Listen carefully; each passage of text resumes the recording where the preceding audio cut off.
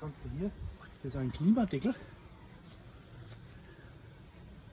Das ist mit 10 cm Rumpelspäne gefüllt. Mhm. Das ist ihr Dach. Drauf.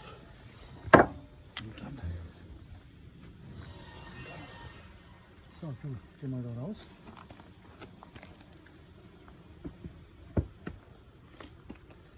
Dann ist noch ein Deckel.